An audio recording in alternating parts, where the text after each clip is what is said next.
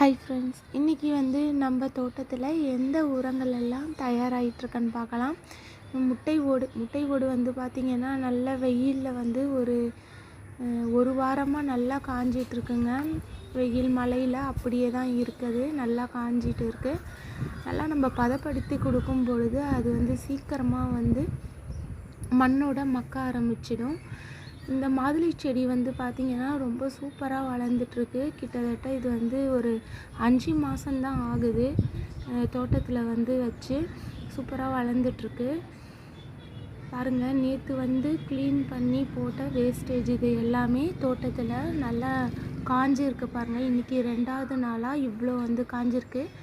இது காஞ்சதுக்கப்புறம் நம்ம அதை அப்படியே நல்லா கொஞ்சம் கட் பண்ணிவிட்டு அப்படியே தோட்டத்தில் வந்து மண்ணோடு சேர்த்துட வேண்டியது தான். இது வந்து பார்த்திங்கன்னா கட்டிங்ஸ் நான் வச்சுருந்தேன் இல்லைங்களா, பூச்செடிகளோட கட்டிங்ஸ், அந்த கட்டிங்ஸ் தாங்க. பாருங்கள், இந்த புது தளிர்களோட தொடர்ந்து வந்து வளர்ந்துட்டே இருக்குது. இப்போ வந்து பார்த்திங்கன்னா இந்த அளவுக்கு தளிர்கள் வந்து வளர்ந்துருக்கு.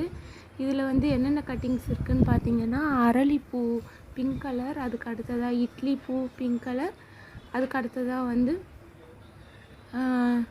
ரோஜா மல்லின்னு சொல்லுவாங்க இல்லைங்களா, அந்த மல்லி வெரைட்டியான ஒரு கட்டிங்ஸ் அதுதான் வளர்ந்துட்டுருக்கு. அடுத்ததாக வாழை மரத்துக்கு வந்து இன்றைக்கி வந்து ஏதாவது ஒரு உரம் வந்து கொடுக்கணும். அது வந்து தோட்டத்தில் இருக்கக்கூடிய அந்த வேஸ்டேஜ் உரம் தான் இருக்கும். அதை தான் கொஞ்சம் கட் பண்ணி அந்த இடத்துல நம்ம போட்டு விட்டாலே போதும், அது அப்படியே மண்ணோடு சேர்ந்து உரமாயிடும்.